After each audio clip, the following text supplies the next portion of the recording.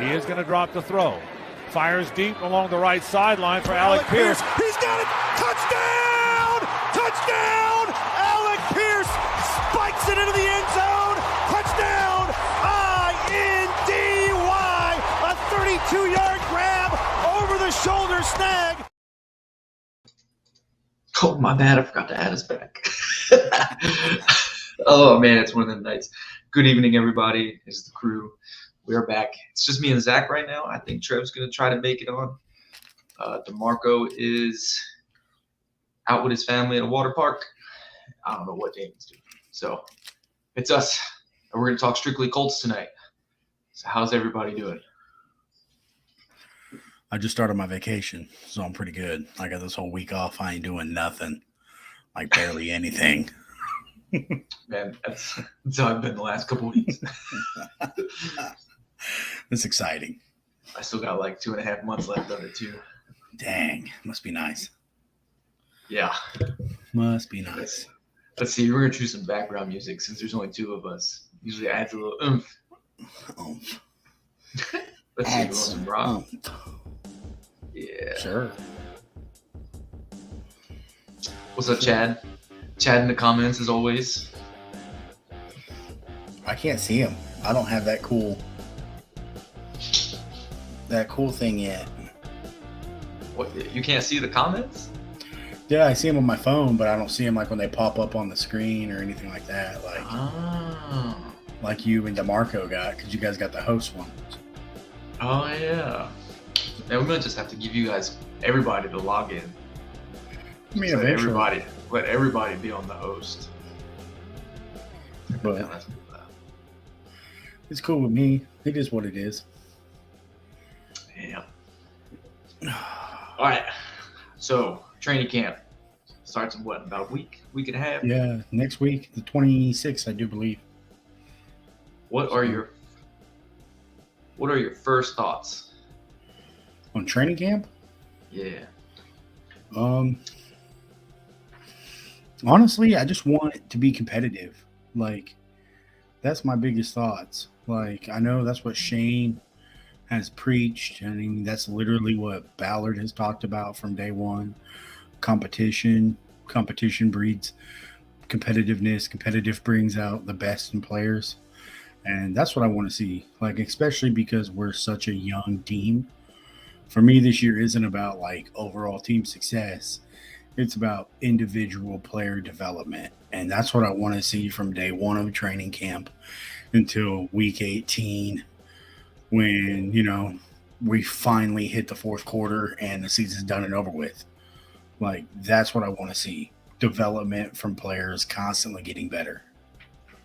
Yeah, that's it, man. Like, a lot of people are sitting out here trying to say, like, we need to make the playoffs, or we need to win the division. Like, I don't even think we're in the battle for the division, to be completely honest. Like, it's a little unfair to put on these guys heading into this season when most of them are about to be rookies, especially if you look at our secondary. That whole secondary is about to be rookies outside of 2 safeties and 1 corner. So, yeah, those outside edges are going to look a little sketch this season. So, even with Dallas Flowers, even if Dallas Flowers plays over a rookie, to me, he's still going to be suspect. It's like being a rookie at corner. Right. Speed, game. I mean, it's crunch time. Like, it's going to look ugly early before it gets any better. Like, yeah, that's at quarterback, and that's period. It's going to look ugly. Yeah, I said that. My mom just asked me, where is everyone at, Mom? Because they got on the show late. Hey, Mom, they are out and about with families, friends, and wives. So it's a 1v1 episode with Matt tonight. Hopefully that's okay. Hopefully that tantalizes your Colts taste buds, Mom. But yeah, I fully expect this year to be just a down year of strictly development from a coaching staff, quarterback staff, offensive staff, to even the defense. Right, me too. Kevin here says, anyone seen Peyton's QB on Netflix? Says he gets goosebumps. Yeah. I watched it, or I watched some of it. I'll say there's a few things I took out of that. One, Patrick Mahomes has the most annoying wife ever. And it even shows on his face. Like I think it was like the first 5 minutes for his birthday, the birthday scene, and she had like all these different photo ops, and he was like getting annoyed. He was like, "No, I'm done. Like I'm not doing it anymore." Yeah. She bought into the rich life, and then Kirk Cousins has probably the best NFL wife. I just like that she picks out his outfits. Like she dresses him. He literally says, "My wife dresses me." Like that's he doesn't want to funny. worry about clothes. Yeah. He just wants to worry about football. So locked in on ball that he doesn't even care. So But then when That's it comes to the game, he's like mentally, like I would say a little weak on the mental side when it comes to the game. He gets frustrated easy, and I've never noticed it like watching him just regularly, but seeing him talk about it in the middle of that show, yeah, that's the kind of vibe I got. I don't think he's mentally weak. I just think that they let off with some stats. He was the number one most hit quarterback last year in the NFL. So like that takes a toll essentially. Plus he's older, man. He's what, 35 or 34? Yeah, I mean, you got to think about being an older quarterback getting hit. That's no fun. So, while he might, I don't know, Kirk Cousins' brain is why he's on that show, because he's elite in that aspect. He has an elite brain, whether that translates on the field or not. that remains to be seen, but you can tell his brain is elite. But you gotta think too, man. Like that one dude, I don't remember his name, but he was the backup for the Packers, and then he played, I think, in San Fran too, or somewhere else.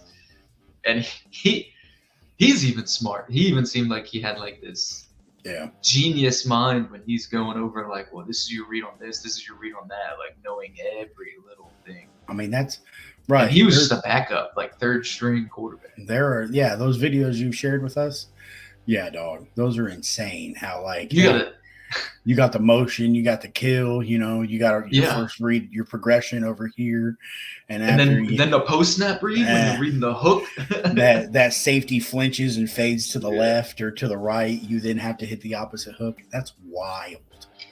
That's nuts, man. Because and then I feel like Marcus Mariota just doesn't fit the show. I don't really pay attention to his parts. Very journeyman.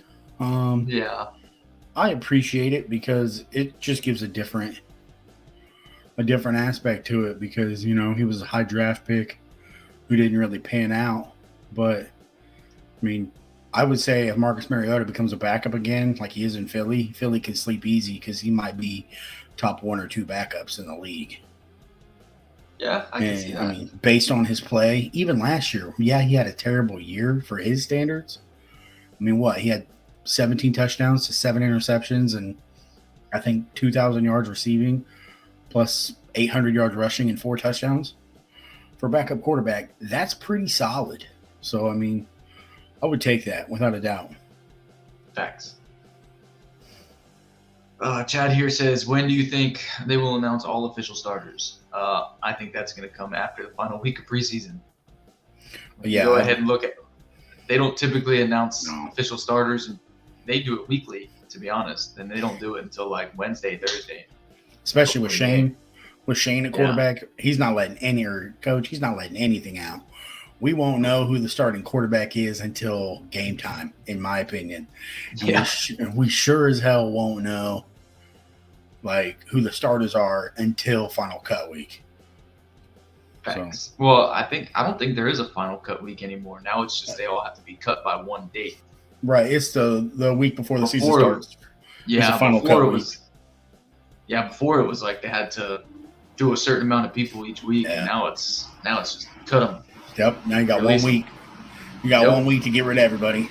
So Kevin says our secondary is suspect at best, and I agree 100%. I think our secondary has been where we've laxed in the last few years, to be completely honest. If we don't get pressure, our secondary looks like toast. Yeah. The youth is, as I was telling DeMarco, I feel like that's why we kind of got at it in the chat, because I hate young football teams, and the aspect of young teams don't win in the league.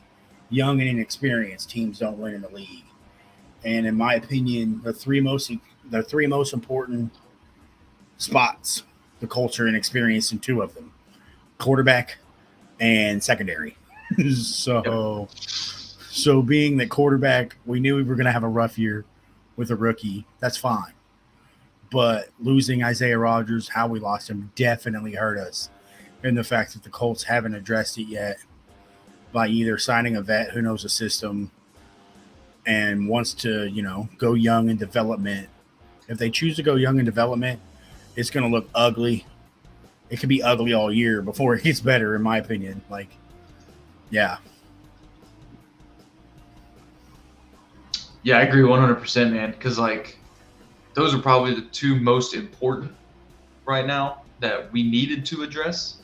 And we attempted to address corner with the idea that Isaiah Rodgers was going to be our starter. And now that's a big mess. These corners are now going to have to develop a whole lot faster than they planned on. I think week 1 they're going to get torched, man. Oh, it's going to be ugly. Unfortunately. Yeah. It's going to be ugly. The one thing that could help Indianapolis tremendously is if the front four finally take that next step, and garner and put a lot of pressure on Trevor so he can't get the ball out quickly like that. That's the only saving grace I see for the Colts is that front four has a year where you can't block Grover, you can't block Buckner, you can't block Quiddy, and you can't block Ebukam, and they just take over. Yeah. 100%. 100%. Sorry, Kevin here asked a question. I had to Google who our undrafted free agents even are. I was like, I don't remember all their names. We didn't keep them last year. We broke that streak last year. The year it stopped was with Dallas Flowers, and then last year we didn't sign a single undrafted free agent that I know of. I'm pretty sure Dallas Flowers was last year. He was a rookie last year. I thought he was on the practice squad. He didn't make the actual roster is what I'm saying. Oh, I don't know. Yeah, I don't think I think last year that streak ended. Dallas Flowers was signed to the practice squad. But as for actual undrafted free agent, I don't think we had one. I mean, if Ashley was watching, she would know. That's her thing. Yeah, that's she's our roster person. She knows everything about all, especially the undrafted guys. Oh, yeah. But everything about the undrafted. I mean, it's interesting. I think spots where undrafted guys can make a huge impact is offensive line and corner specifically, and linebacker, because while we have some good ones, I think depth there is definitely important as well. Yeah, we definitely need depth at corner. So keeping most of these guys at corner is going to be – because even though the inexperience is there, you're still going to need that rotation because these guys are going to be so young, young. And this isn't a Patrick Surtain or a Sauce Gardner type corner situation where we have those type of rookies. No, those guys came into the league known of, they were going to be starters or they were going to be somewhere on the field more than 50% of the time. We have one. I think we have one in Brents who can give you that impact, but it depends on if his wrist is healthy or not. Day one. Yeah, that's true. That's true too. That's true. Nathan here, he's asking, what is taking teams so long to sign first rounders 2 weeks till camp? I actually looked into this, Nathan, because I got curious. The reason why a lot of these first rounders haven't picked is not because of the overall contract money, because it's a wage scale. If you're first overall pick, you make the most and so on and so forth. Yeah. It is signing bonus money and how teams want to increment that. For example, do you do what the Jaguars did and pay Trevor Lawrence his $24 million signing bonus within the first 15 days of signing? So essentially Trevor Lawrence has no guaranteed money left on his contract except for what he makes each year. Or do you do what Cincinnati and Buffalo has done with Josh Allen and Joe Burrow and Herbert in LA? Do you pay them the money that their money, but do you do it in increments? So 1 year you get this much, the next year you get the rest of it, or do you break it down by, hey, you get this much year 1, this much year 2, this much year 3, this much year 4, so then year 5 you just pick up that option, and then they don't have any more signing bonus money to play with because it's all allotted. So essentially what it comes down to is, can the agent and the Colts come to agreement on how they want to pay Richardson? Hey, I think I don't know, man. My opinion about rookie contracts, man, dude, just sign the contract. For one, you're a rookie, you're signing a contract based off of college, not off of even taking an NFL snap. So that's just me, man. Yes and no. I think, hey, it's a business, so I understand that. So this is going to sound really greedy, but I want the players to get as much money as possible as soon as they can possibly get it, whether it's deserved, earned, or not. Like, this is their one opportunity to, especially if you're a first-round contract on a rookie contract, the whole contract's guaranteed. So in my opinion, you get as much as you possibly can off that signing bonus as quick as you can. And a situation like the Colts, I'm going to call it like I see it, the Colts are desperate for a quarterback. So they're going to do whatever it takes to sign the guy. And in that situation, I see no problem with Richardson's agent wanting him to make the most money as possible, because the NFL career is literally 3.5 years on average. Chat says Zach wants them to get the most money except certain positions. Yep. No, Zach wants them to get the most money as a rookie and then let them go after they develop. Yep. Hey, I don't pay running backs. I got theories. We'll get into that later on tonight. I got theories, Chad. You guys are going to hate me, but theories. Well, they brought it up, so here's your time. Oh, Kevin. My thoughts on Pittman and JT. Colts are going to pay both of them, whether I want them to or not. You know, JT's going to get paid because he's really the only offensive weapon we have. Even though personally, I don't believe in paying running backs after their 4-year contract is done. You let them leave, and then you can find, a couple guys who are serviceable who can replace them day 3 in the draft. So I don't believe in paying running backs whatsoever. But the Colts will pay Jonathan Taylor because he is that important. And then Pittman Jr. Well, Pittman Jr. ranks as a 25th overall wide receiver this year. If you take last year's stats, his last 2 years' stats, you combine them, he would be 25th in the league in receiving yards and touchdowns. So the Colts are going to pay him, but however much they pay him, that remains to be seen. I think they're going to have to give him like a Chris Godwin, a low 1 deal, a high number 2 deal, with the intentions of, hey, we'll come back to this in 2 years and re-pound it out and, give you a better deal once we give you a sustainable and consistent quarterback play. Because in my opinion, Pittman's job has been hurt the most due to the fact of inconsistent quarterback play. So Pittman, in my opinion, should get paid more because he's been the only consistent receiving threat the Colts have had. But his consistency has suffered because Matt Ryan's been trash and Irsay ran Wentz out of town. So, yeah, Wentz leaving or trading Wentz was probably the biggest the biggest thing that hurt Pittman. Yeah, because Pittman had a hell of a year that season. Yeah, I think if he would have had a second year with Wentz, we wouldn't even be questioning whether he's going to get signed or not. Oh, without a doubt. I think if he had just even this year with Wentz, we'd have been like, hey, Pittman's, he's a bona fide. We would know for sure. Like Pittman's a bona fide 1, or he's a low end 1, high end 2. Get this guy paid because either way, he's a valuable asset. We can't lose him. That's facts, especially when we don't have depth. Right. At wide receiver. Right. Back to my JT comment. The Colts are getting immense value from Jonathan Taylor right now.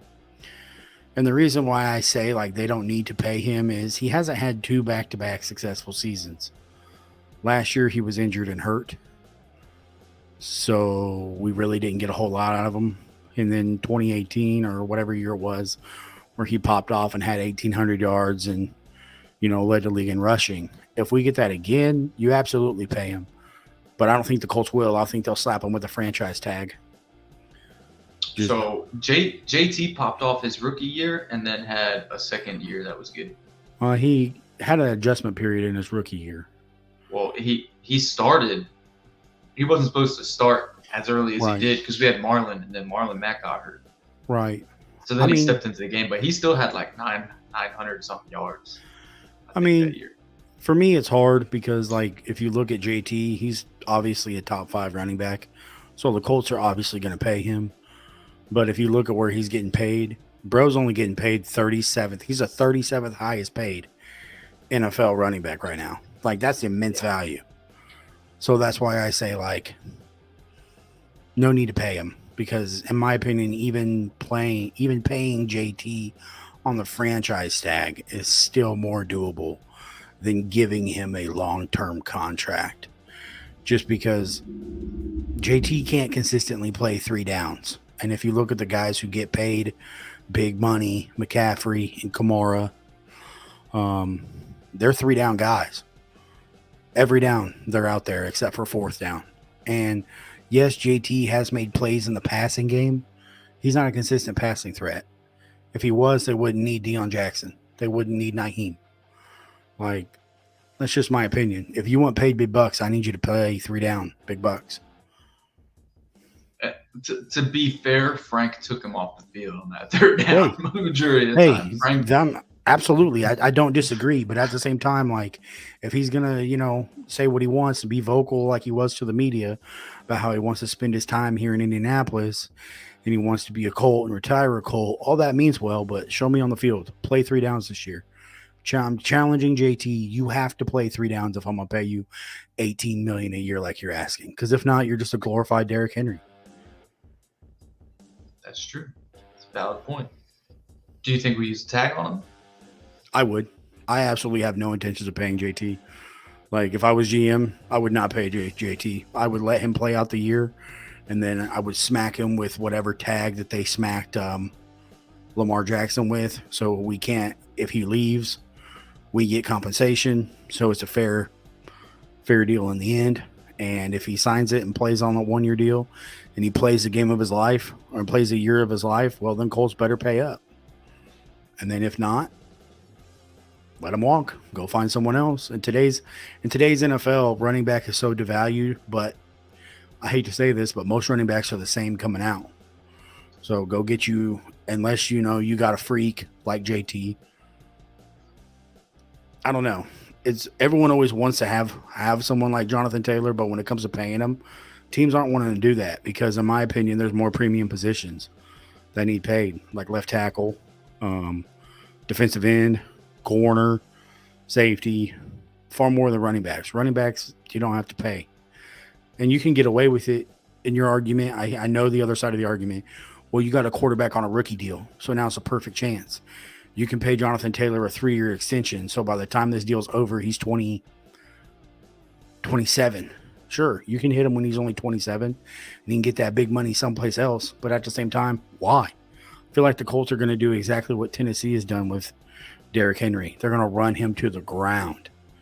Yeah, Derrick Henry puts up, 1,800 yards, but his efficiency every year has dropped. So at the end of the day, is it really worth it? Like, yes, I love JT. Yes, he brings the excitement. Yes, he owns the Buffalo Bills. But no, I'm not paying the kid. I'm letting him walk. Go get his money someplace else. I want to continue winning in the future, and that means I'm not paying a running back. All valid points. I like bringing up Derrick Henry. I was looking at Derrick Henry today, and I've said it multiple times. Derrick Henry is just your standard running back from 2000 to 2010. Absolutely. He's just in a different generation of running backs right now. That's why he looks so good. Let him play 2000 to 2010 and get this amount of carries. His career would have been over in 3.5 years. Got a question for my pops. Who's the biggest surprise cut of the season? That's difficult because who I want and who will be are different. I want Kenny Moore cut out of Indianapolis. Like, run him out of town. You don't do what you did last year and then expect to fall in the good graces. I know everyone's like, oh, second chances. I'm sorry, but when you make yourself look like a clown, there's no need for it. So, will Kenny Moore get cut? No. Who do I think could be cut? Our center, Ryan Kelly. Ooh. Just because his contract is gigantic and his play is on the decline.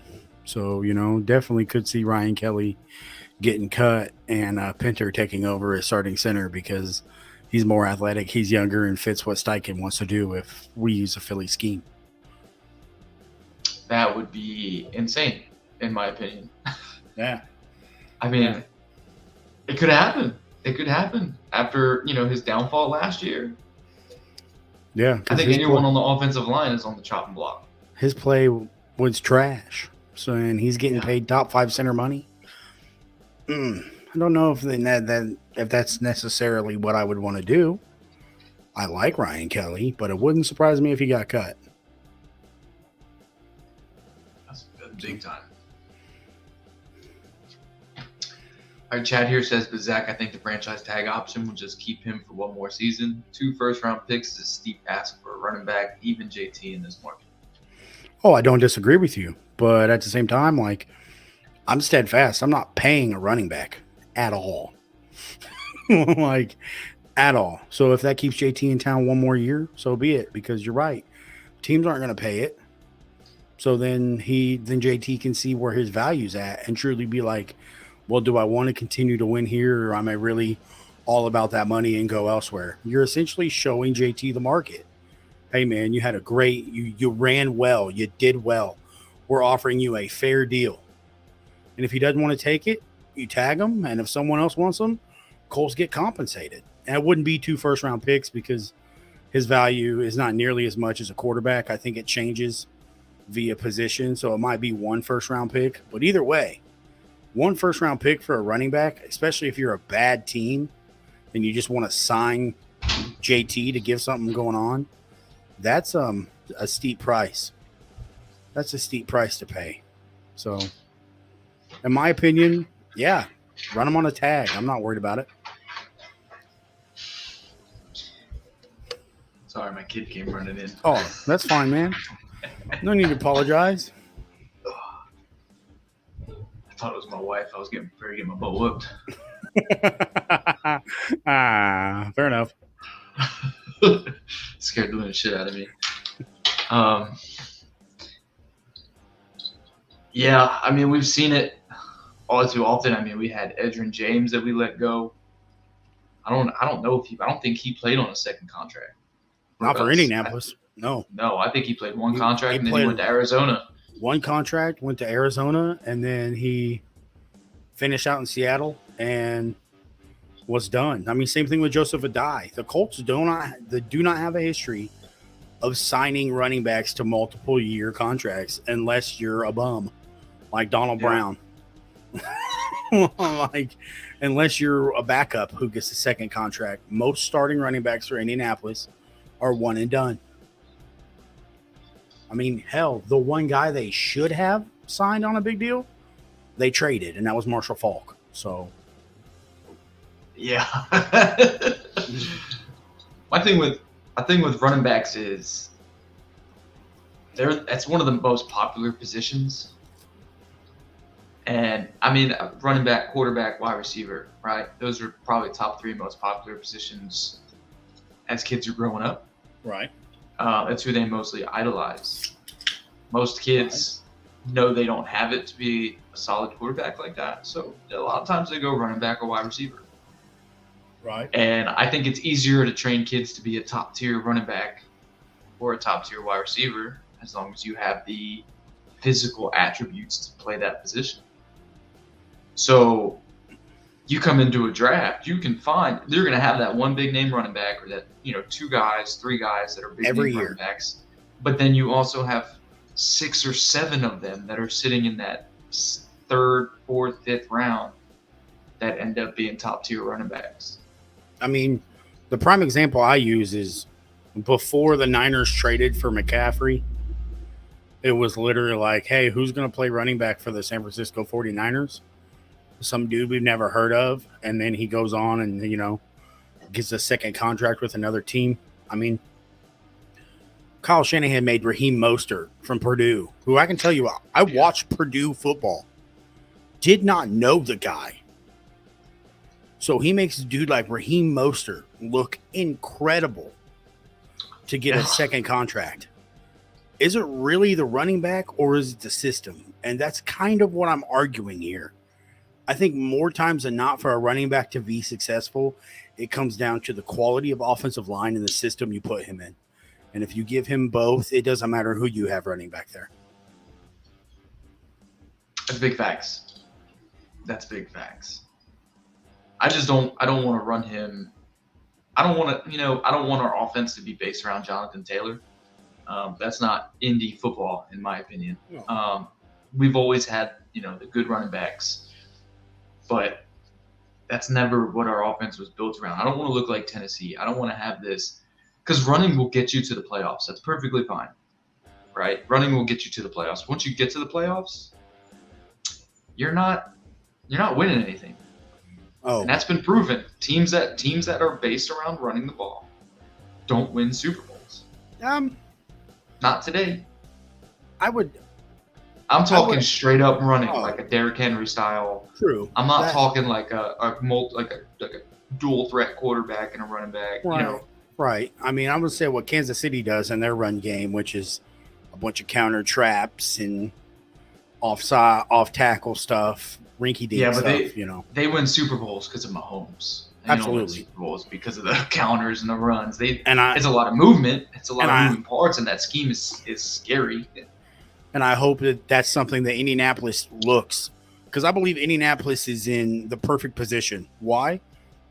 Because they have multiple teams they can look at and say, hey, this is what we want to be like. On offense, we want to be like Kansas City. Yeah. But when it comes to building the team, I want to do what the Cincinnati Bengals do. Here's why I say that. They spend big on defense. Most of their pieces they have on offense, they've drafted.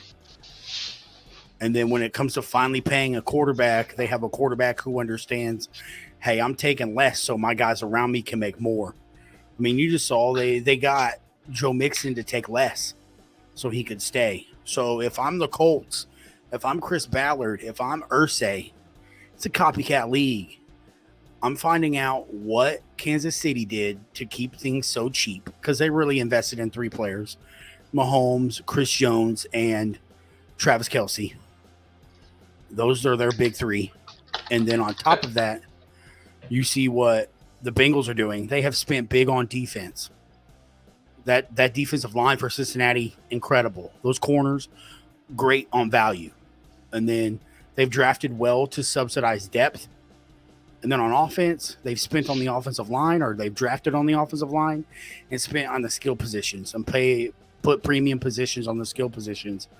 And they're getting ready to pay Joe Burrow. So I see that, and I'm like, if I'm Indianapolis, those are the 2 teams I want to follow and kind of materialize, see how things work out. It all depends on the development, of my opinion, of Anthony Richardson. See, that's why I think schematically, the best offense that would fit Anthony Richardson right now is looking at that Kansas City offense, right? I'm not talking position-wise players, right? Right. No, I'm not comparing Anthony Richardson to Patrick Mahomes. That's not what I'm doing at all. No. Take the players out of it. If you look at the way that offense's system runs, you talk about the counters, I'm talking about the movements, right? The pre-snap movements. Those movements allow guys to read defenses quicker. Yeah. You just make that one move, that one motion, and you just read a shift. Any slight shift defensively gives you an idea of where you want to go with the ball. Absolutely. So that makes your post snap read a little quicker. I may not read from left to right. I might skip the left because I know that that's not going to be there. Right. I mean, anything that allows AR to have cleaner answers, quicker answers, faster, I'm all for it. I'll say this, outside of Lamar Jackson, in my opinion, I do believe Anthony Richardson gives the Colts a day 1 run threat, like Lamar. Indianapolis isn't going to be as dynamic as Lamar Jackson and the Baltimore Ravens are in the run game because what Lamar has is special. But I do think you can keep a defense off balance by using Richardson kind of in a lot of similar ways, like the Eagles have used Jalen, like Baltimore has used Lamar, and really force, hey, if you're going to shut AR down, we're going to hit you with the RPOs. I'm going to hit you with the bubble screens. I'm going to hit you with the slants. I'm going to get you with, the tight end over the middle. Just the simple, quick stuff that, is boring. But as long as it's successful and it works, then I'm happy with it. What I like how they use Lamar in Baltimore is they use it in a spread offense. So Yeah. they spread everybody out. And Yeah. then they use his speed in the middle of the field. They don't run a lot of his RPOs on the outside edge. They run a lot of his drawn up QB runs are in the middle of the field. Yeah. Yeah. All right. Let's see. We're going back. I think this is your dad. He said just is. a note. Edge played from 99 to 05 for Indy. Yeah, Yeah. He had that rookie year where he won the league rushing title. Came out hot, like white hot. And then That was right after we traded Marshall Faulk too. Yeah, the very next year with the Rams pick, we selected That No. lineman. We No. selected the lineman. The lineman No, who died on his way to training. Yeah. I was going to say with the Rams pick we selected, so with the Colts pick we selected edge. But yeah, and then I think in 2000 or 2001 he tore his ACL and we had to deal with Monroe and Dominique Rhodes and that combination. There, speaking of undrafted guys, there's a guy, Dominique Rhodes, who I believe, if the Colts found another one, he would be incredible. I feel like he was in the NFL forever. Oh, he was, man. He was. Because I felt like he was still a Colt in 2012.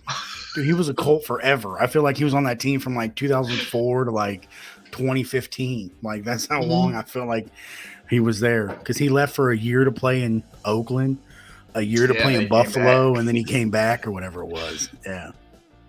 Yeah, that was one of those dudes that I felt like it just surprises me that it came into the NFL so early on because I remember watching him when I was older. Yeah. I was like, my God. I mean, another one of those Colts Joseph players. Adai. That's hard for me because he was only on the team for 4 years, I felt like, but his impact was so. Because that's a Super Bowl season. His rookie year, the Colts went to the Super Bowl. Like, and his impact was.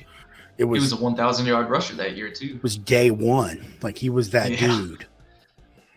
And he should have been Super Bowl MVP. Yeah. He should have been. That man had a game. Yeah. I don't disagree. I mean, that's just the thing. Like running backs, I don't care what era it is. In like 2000 to 2009, I call the golden era of running backs that I really saw so many talented guys. I mean, I feel like you can get them. All running backs are the same anymore. No one is special. That's why I'm like, yo, JT, thank you for what you did, but you can get got, my guy. Like, if I lost you, I would be upset a little bit, but at the same time, not really. Agreed. 100%. It would be one of those things where, all right, on to the next one. Like, you guys know how I am. I'm not invested. Right. I don't invest in players too much Right. like most fans do. Most fans are like, they get obsessed. Like that girl Irene, she gets obsessed with Ashton Doolin. It's like people get so obsessed. Go ahead. After the Colts cut Manning, I refuse to get attached to any of them. I mean, that's the day my heart broke, and I was all like, all right, this is clearly a business. When you let your franchise leader go, all of a neck injury just so you can draft a potential another John Elway. Like that's when I was like, okay, it really is a business. Like he was like Manning was the only player who I can honestly say I got super duper attached to. Yeah, I was attached to him up until 2010. I remember when I was on a plane on my way to NTC, in Port Irwin, California, and I landed and I got all the notifications of the Colts Jets wild card game, and he threw like 4 interceptions or something like that. I was like, His I'm last done, man. pass. I'm so tired of this dude, man. Going to the playoffs and losing to the Jets. Mark Sanchez and the Jets. Like, come on, bro. Like, Yeah. and then I was deployed when he got released, and it was just kind of one of those things where I was ready for it. I think I was fully prepared to move on.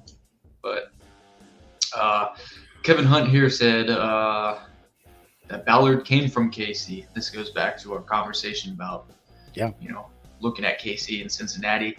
I would say that Ballard was actually grew up in Chicago. Not grew up, but was like his football career was a scout in Chicago, and then a personnel executive in Kansas City. So So I think a lot of his roots are going to be tied to Chicago after 2001. It's pretty much where he learned. He drafted Matt Forte for Lovie Smith and the Bears. I mean, he scouted Rex Grossman. So, hey, he was a dog. He was a dog here in Indy. Don't let him lie to you. Rex Grossman was a GOAT in high school football here in Indianapolis. Like, Rex Grossman was a truth. Bloomington South, man, the truth. I've seen his high school tape. I had a coach that had some. Rex Grossman was nasty in high school. Nasty. And then Chad here says, having Minshew mentoring AR, knowing Shane's offense and the verbiage he uses. I would say, with the verbiage, but I would say knowing Shane's offense. Shane specifically said that he was going to build a system around who he has. Right. So the system's not going to look exactly like Philly's. The verbiage, I could assume that the verbiage is going to be there, but they don't always bring all the verbiage with them. So there's going to be a lot of different changes. And I think Minshew is good in that aspect of knowing Shane, but the offense isn't going to look – I don't think it's really going to look anything like Philly's, to be completely honest. Oh, I'm not sure because I think, Shane has a background with the San Diego Chargers and Uncle Phil. And that passing game was a lot of Air Coryell, spread you out, chuck it deep. And I think that's going to be more of a play than I think we even realize how deep ball heavy Shane wants to be. Because I think once you expand it defense, vertically, and you make them aware of the deep shot, everything else, you can get your buckets, your 2-pointers underneath and live that way. Because the way I look at this offense is QB run game is going to be important. But to me, I think the ability to throw the deep ball and really pressure teams downfield is going to be more than what they even did in Philly. I mean, just looking at the receiver type, Josh Downs, deep guy, goes over the middle. Alec Pierce, 50-50 guy. Pittman Jr., 50-50 guy. What's that tell me? Hey, sorry, Mom. It's the F it and chuck it downfield, The F it and chuck it offense where we're just going to, I'm going to 50 yards. And who's ever open, you're my guy. And then once the defense is scared to death, then I'm going to hit you with, a QB power or a read option, or I'm going to give it to JT up the gut and see what happens. Yeah, I mean, I have read that AR has made comments about the offense being vertical, and that he's looking forward to it. So, yeah, I guess that's a valid thing. But I do still think a lot of the things changes. I don't think Shane's going to bring everything with him. No, neither do I. Because I think Jonathan Taylor does change the offense a little bit than what Philly had, considering I don't look at Miles Sanders as a Jonathan Taylor-esque running back. But does he, though? What more does Jonathan Taylor offer you that Miles Sanders didn't? That's what I'm trying to offer you. That's what I'm trying to say. Tell me what's the difference between Miles Sanders and Jonathan Taylor? Jonathan Taylor's not LaDainian Tomlinson. No. He's not Walter Payton or Barry Sanders. So in today's NFL, Miles Sanders and Jonathan Taylor are the same in that aspect. DeMarco, I can hear you now, going to kill me. I can hear it now. DeMarco, I can hear your voice now. I know you're not watching or listening, but what I just said, you're going to kill me when you listen to it. But, I mean, the similarities, man. Just the similarities. how much more does JT offer you than a guy like Miles Sanders? That's why I think that offensively, if we were similar like to Philly, it wouldn't shock me. That's why the Philly receivers were, in my opinion, far more important than the run game in Philadelphia. All right, Kevin here says, problem is Houston is going to be a problem. Tennessee is imploding. Jacksonville is looking like a team. I actually want to say I disagree with this. I think, and as much as this hurts me to say, I still think Tennessee is going to give us the most problems. I really still do, even without a wide receiver, with a name. I don't know. Trey Burks, I think, is all they got right now. Until they get D-Hop. They're not. I don't know if they're even going to get D-Hop. D-Hop wants to go to a Super Bowl contending team. Man said it already. I think he's really in talks with Buffalo. I've read a lot of reports this week that has him tied to Buffalo, and I really think that's what it is because I know Stephon Diggs is giving Buffalo problems right now, and that's going to be an easy replacement if they can get the money right. If they can get the money right for D-Hop, he's going to Buffalo. That's a hot take. I didn't expect that at all, but fair enough. Yeah, I mean, I looked it up earlier this week to follow what was going on because there's clearly a lot of rumors, right? Because they put out the betting odds on where D-Hop was going to go. So Tennessee fans went ballistic. And they're like, oh, we're getting D-Hop. I'm like, bro, that's betting odds. That's betting odds. They do the least option of the highest so that you can make the most money. Vegas sets that shit up. Come on now. You just bet that D-Hop was going to go to Tennessee, and now they're not. Vegas is going to make dough. You know what I mean? Come on. Yeah. I don't know. But then I looked it up, and I was like, is there even anything going on with Tennessee? He hasn't been to Tennessee in like a month. Like, he's been talking with Buffalo. That would be shocking. Secretly. And Kansas City's up there, too. Because I read where he wanted to go to Kansas City because he wants to play with Mahomes. So I was all like, well, if that's the dude, then that's where he's going to go. And, because he'll hold out. Because once Kansas City figures out how to extend Chris Jones to create money, then they'll sign D-Hop. D-Hop will play on league minimum. Yeah, he would. Anybody would. Yeah. Anybody would. Any player would be crazy to deny Mahomes because they want more money. Right. That's just I'm sorry, but Mahomes is the greatest quarterback I've ever seen in my lifetime. My lifetime. You've seen Manning, Tom, and Mahomes, and you think I'm not talking, old school pocket passer. I'm talking like you tie the athleticism because the man can run, the man can move, he makes some crazy stuff happen. I'm not saying he is maybe it's bad words. He's not the greatest quarterback of all time, not right now. Talented, but he's the greatest talented quarterback I've ever seen. That's fair. He is someone you create on Madden. He's just a little bit slower because his speed's not 99. That's fair. I'll let that slide, and I won't hold you accountable. All right. Yeah. He's not better than Brady. He's not better than Manning. But this man is you don't create a Peyton Manning on Madden. You don't. No. You don't create a Tom Brady on Madden. You create a Patrick Mahomes. Oh yeah. On Madden. Yeah. Absolutely. Or a Lamar Jackson. 100%. But with Jacksonville, I think Jacksonville is going to be overhyped. I think they're going to have an identity crisis on offense. I still don't think they have a second running back behind Travis Etienne. And whether he can do it a whole nother year, I don't know. He's got to prove it. Trevor Lawrence, sure, he improved his QBR by like 25 points or something like that since his rookie year. They still only really won 9 games. So this hype that they are top tier, they swept Tennessee. I think they didn't sweep Houston, and they didn't sweep us. I think Calvin Ridley coming back in the mix is going to create a lot of confusion offensively, in my opinion, for Trevor Lawrence.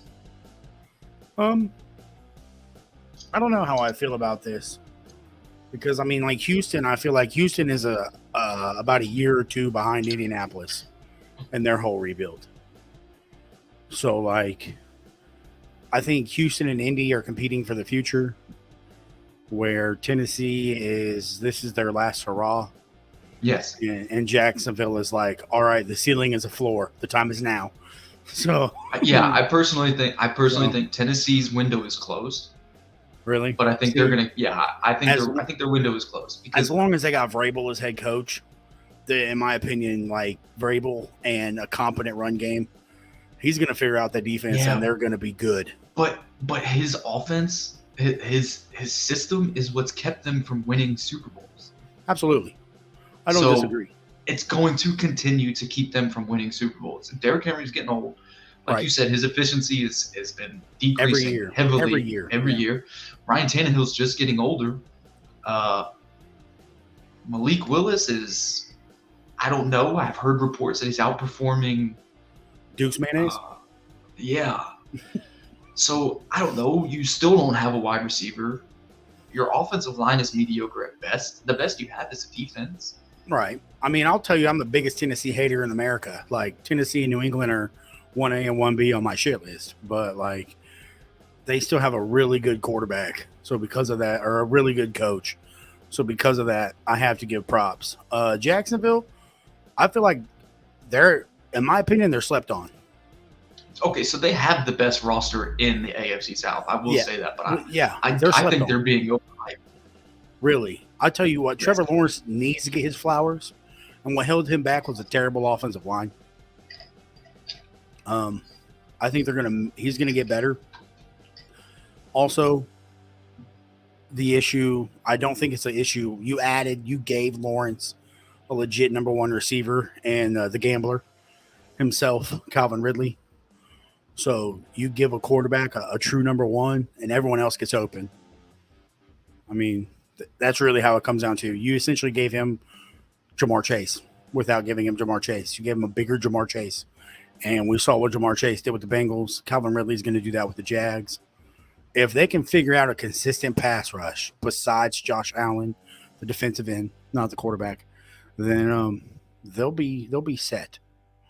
They'll be set, in my opinion. And as long as they don't mess it up and overpay Trevor Lawrence to be quarterback, because that's coming, and they can figure out how to deal with all the contracts and stuff, they too will be around for a while. Just my opinion. Mahomes won an MVP with 2-to-1 interception ratios, 11 Orthodox TV. I was gonna get there. Oh, okay. Kevin says, "Is the system for AR5 or Minshew?" I think they both have their own set system. I think the system is built for AR, but I think Minshew has his own little system inside the system. I'm going to describe this as ice cream flavors.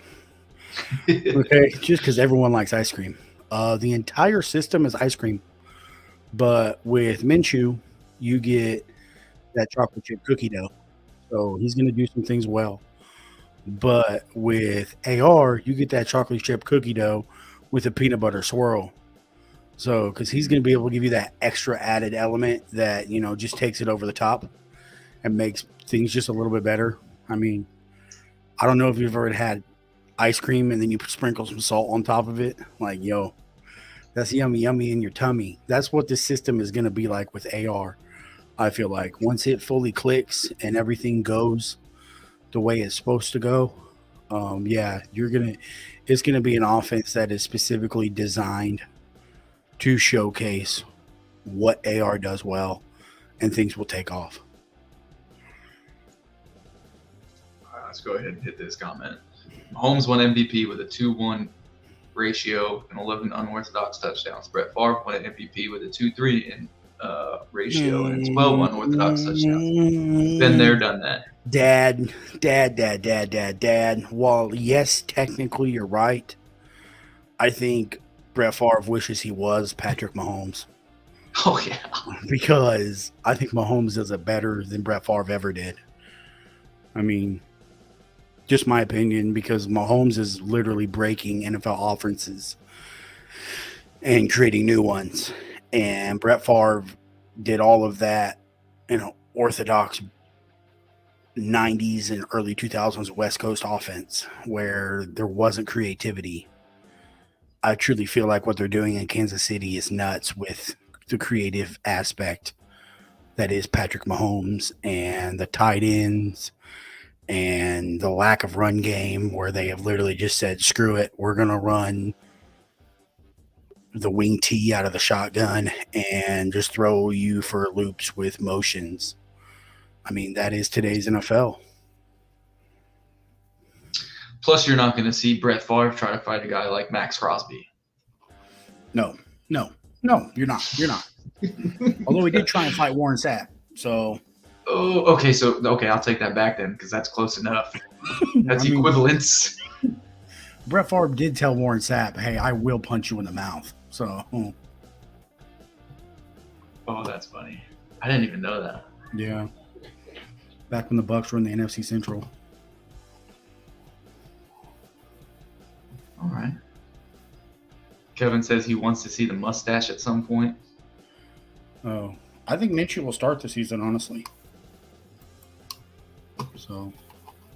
Those are some of the answers that we're going to have here soon, I think. Good training camp.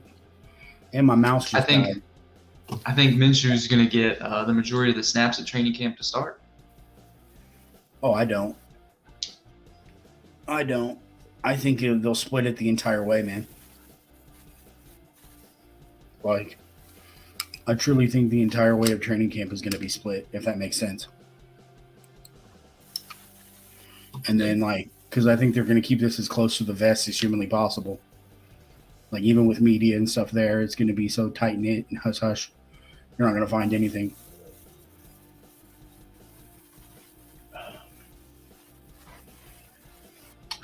That's valid. You know who else I want to see kind of doing upcoming this year?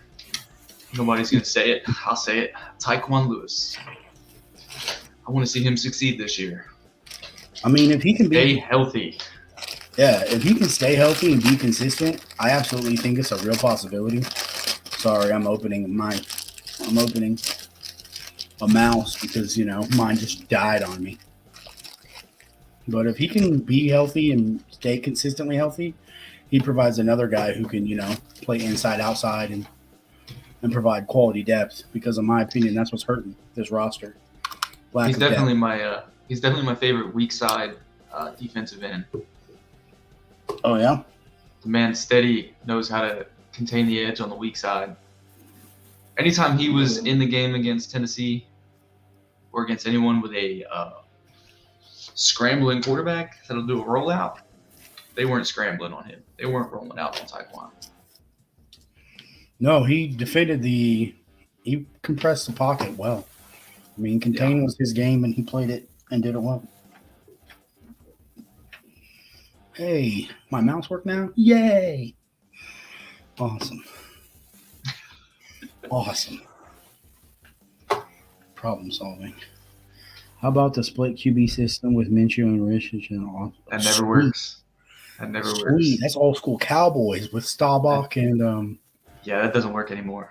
I mean, I'd be all for it. I don't even care. I hope the Colts come out on the wishbone.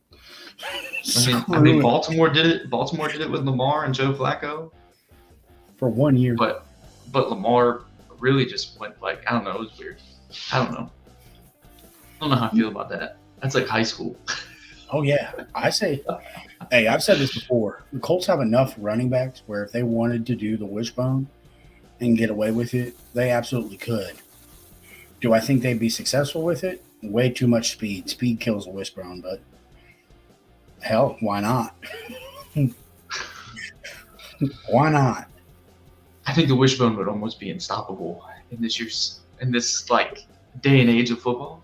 I think it would be almost impossible to stop it. It's cyclical, man. I think the wishbone and that, I mean, it's already technically back with the spread option offense, but like, I truly think that you could see, like, with defenses going so speed oriented and getting in the nickel and dime packages, you could see a MAC school or one of them smaller non-Power 5 schools that gets like older players say, screw it. Hey, we're just going to out physical everybody and do it and go far. Like that is a thing that I think you could see at the college level more so than the NFL level.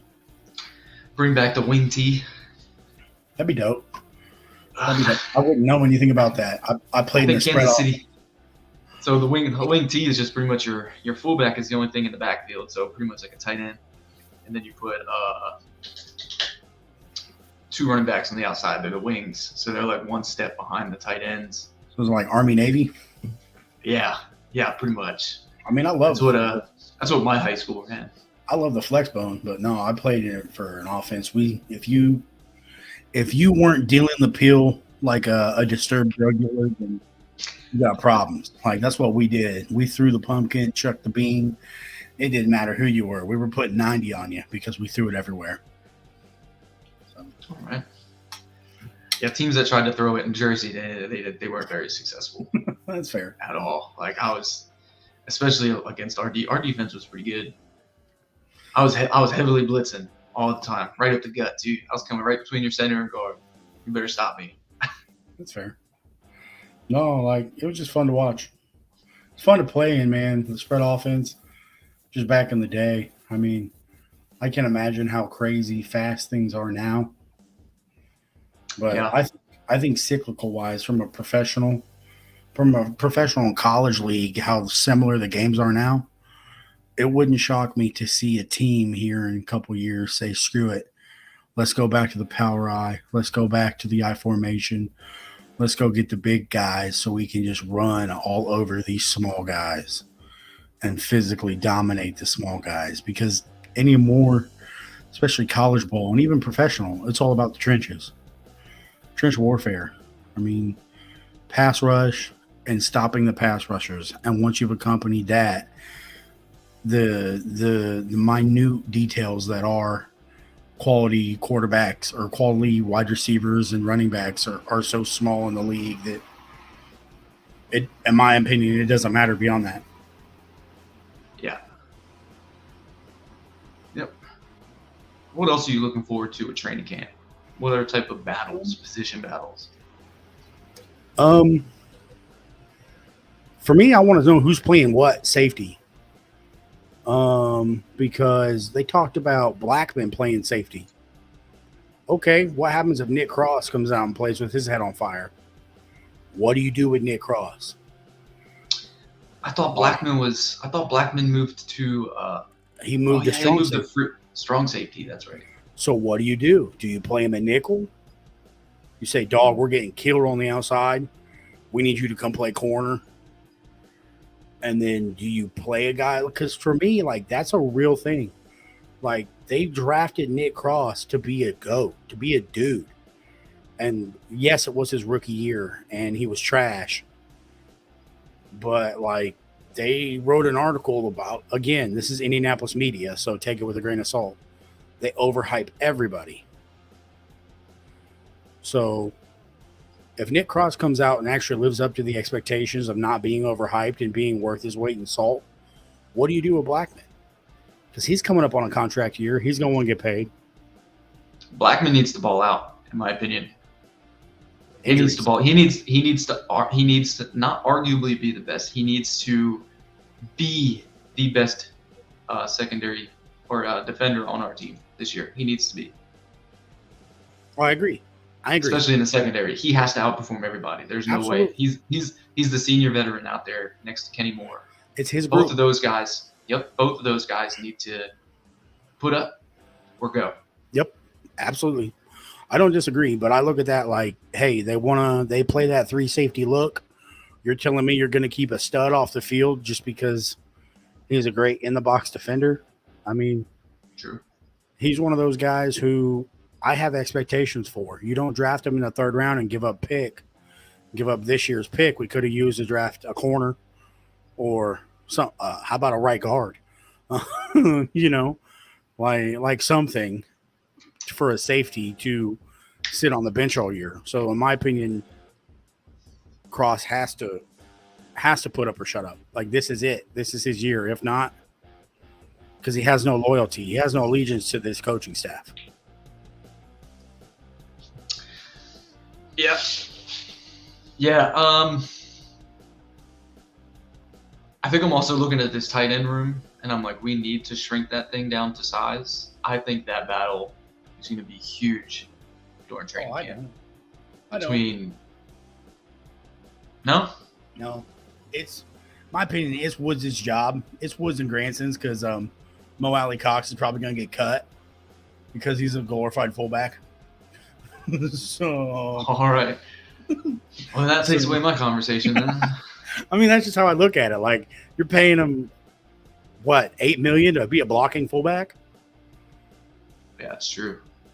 when you have a better receiving option in Jelani, and you have essentially, another decent receiver who at times had his moments last year in Granson.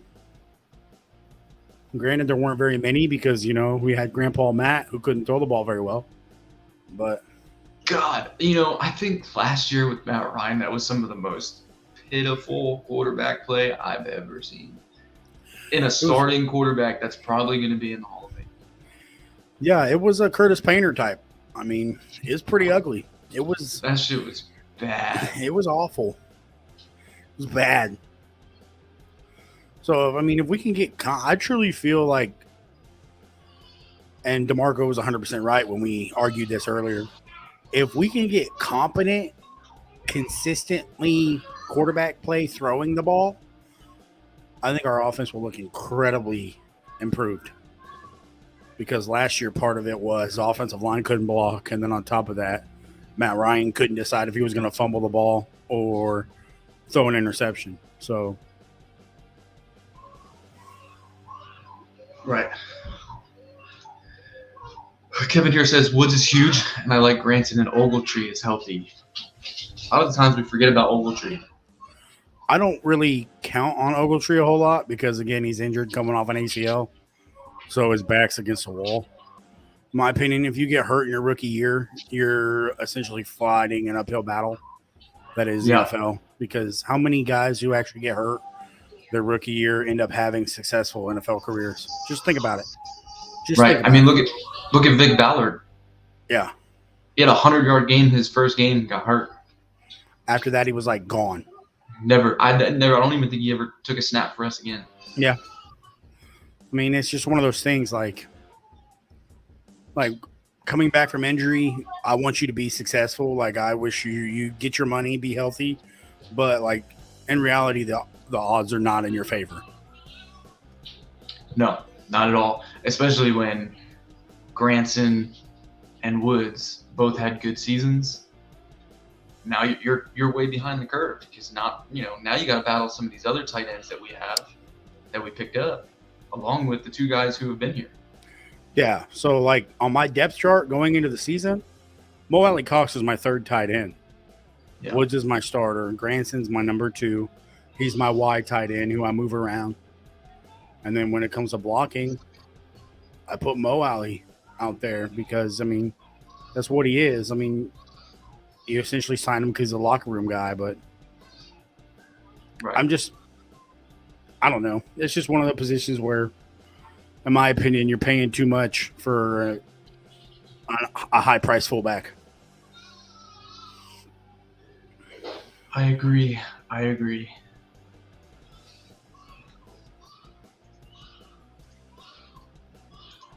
Hey, is your kid okay, dude? Like, Dude, I don't know what's going on, bro. bro, you want to go take a minute and check on that? I might have to get off. That's fair. Yeah, I think it'll be it for me tonight. So, all right, man. Appreciate everybody coming out. It's a little off day for pretty much all of us. Hopefully next week we'll have everybody back. Quick little show for everybody. Yep. Be safe. Go Colts. Go Colts. He is going to drop the throw. Fires deep along the right sideline for Alec Pierce. He's got it. Touchdown! Touchdown! Alec Pierce spikes it into the end zone. Touchdown! INDY! A 32-yard grab over the shoulder snag.